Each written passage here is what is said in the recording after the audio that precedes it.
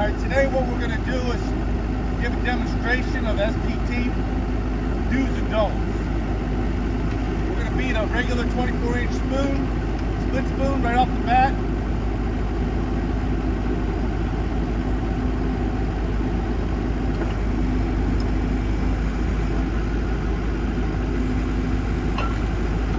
I'm marking the hole so I know where to put my spoon.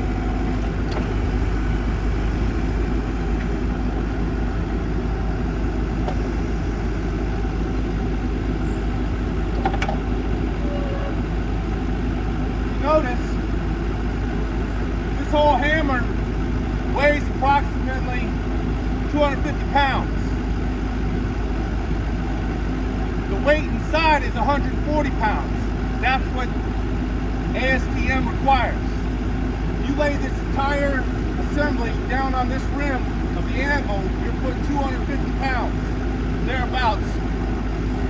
If you're on hard ground, it doesn't matter. But if you're on soft ground, you've got to sit there and make sure your hammer bypass, you can let it go down as you beat the spoon. So you are making sure that only 140 pounds is applying to what you're doing. That way you get the true test and not whatever the hammer has to give. All right, we're going to beat a spoon.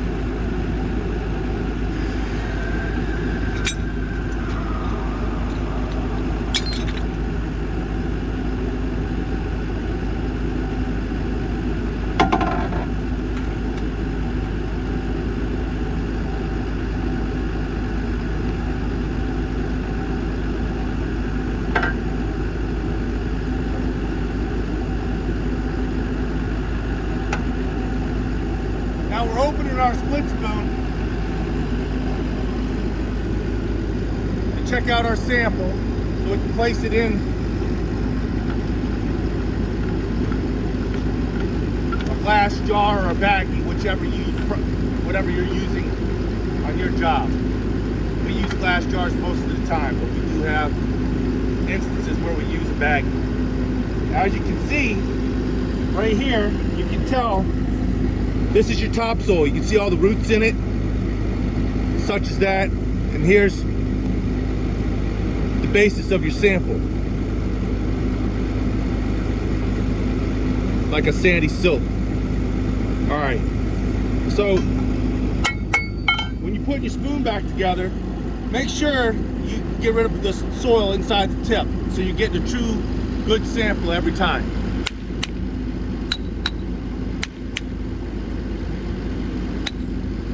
Check your tip, make sure your basket's in there.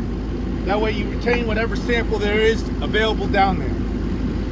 Not every time you're gonna get a sample. Sometimes you'll get a rock directly right in front. And you're gonna pull that spoon up and there's not gonna be anything in it. That's drilling. But every now and then, you'll have a client ask you, go right back down the side after you finish the hole to get that sample if it's in the first 10 feet. Now, this is what a lot of new drillers will do, which is not ASTM, and it causes your flow counts to go up. They'll stick that same spoon back down the same hole. They haven't drilled nothing, push it down like so, and then they're going to put a 5 on it and try to beat it in the ground. Incorrect. You have to drill down every single time and then beat your spoon. You cannot beat back-to-back spoons because messes up and elevates your flow counts. So we're going to drill down the proper way, and then we'll take our next spoon.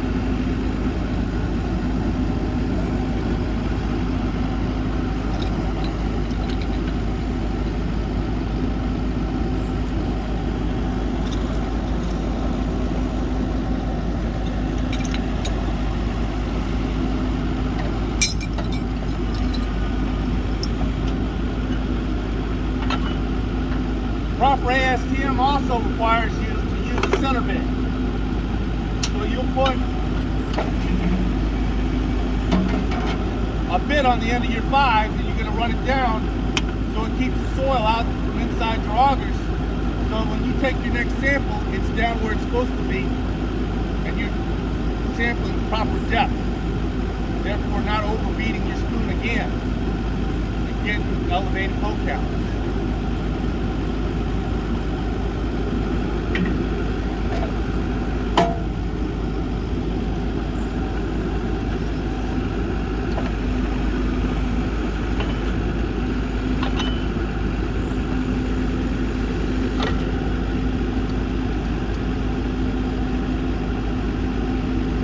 Always measure, make sure you're going down exactly what you think you're going down.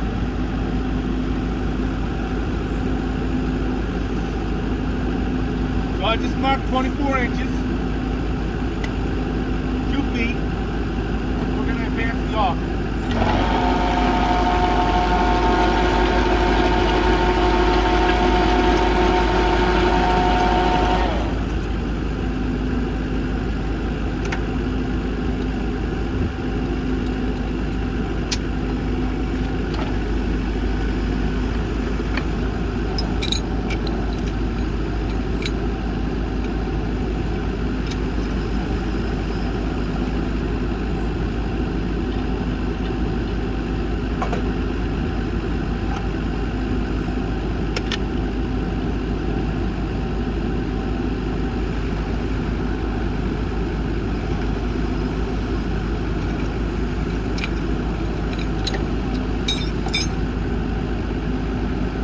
Mark your blow counts. Here's my anvil right here. So you want to mark, start from right here down, not in reverse up. If I do it this way and I put my marking stick here and go up, you're going to overbeat the spoon. The weight of these rods in this anvil and spoon has set it down in past the plane of where you stopped. So you're going to mark here, here, here, and there. And this is the top. Okay? So this is your proper alignment.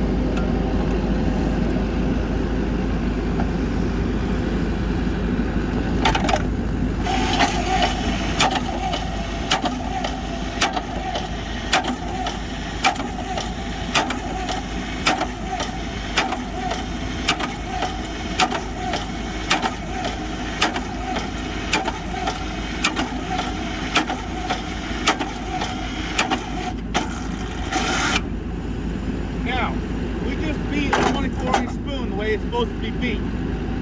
Now, for example, I'm going to put a deuce on here, a 2-foot rod, and I'm going to show you what a split spoon looks like when you overbeat it and it's not done properly, and it's going to cause you a lot of heartache when you have to open it. Not going to have to beat it much, just a little bit.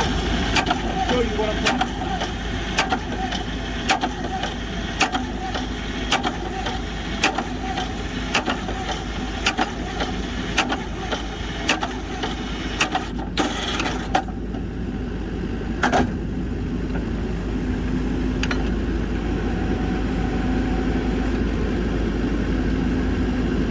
The other thing, when it gets overbeat, it just swells up so much, it's hard to come up inside through the augers. So it'll grab the sides of the augers and mess you up that way. So there's a lot of bad things that happen when you do things improperly, or if you just don't know.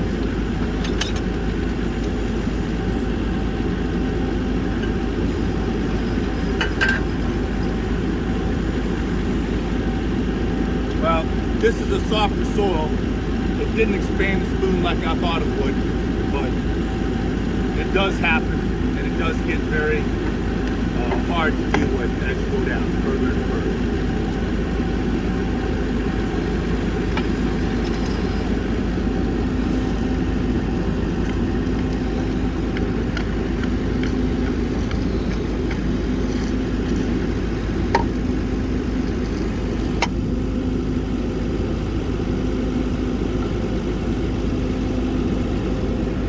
There we go.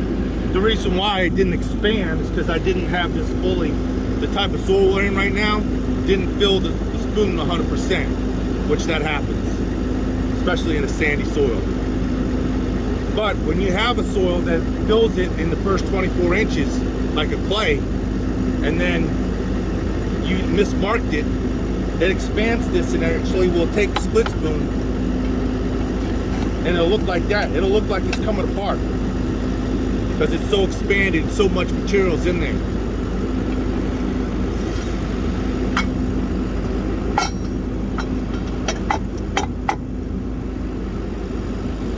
Another misconception that happens a lot is new drillers, and even old drillers, will try to not run a center bit. So what you'll see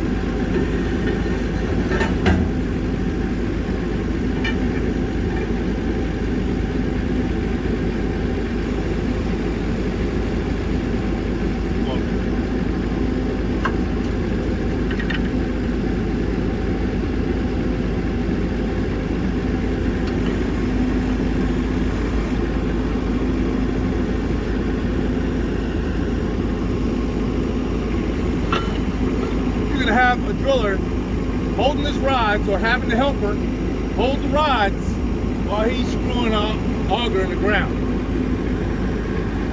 Two things. One, you need the center bit in there to keep the soil out. That's what it's meant to do, according to ASTM, and it works. Does it save you any time? No, it does not. Once you're proficient at doing this method, I can drill just as fast as someone that keeps the spoon and the rods sitting out like that. 3, that's dangerous. If that slips out, someone's going to get hurt, and it's going to drop on somebody's head. Those are the reasons why. Just to give you a benefit of doing things the proper way and to know right from wrong.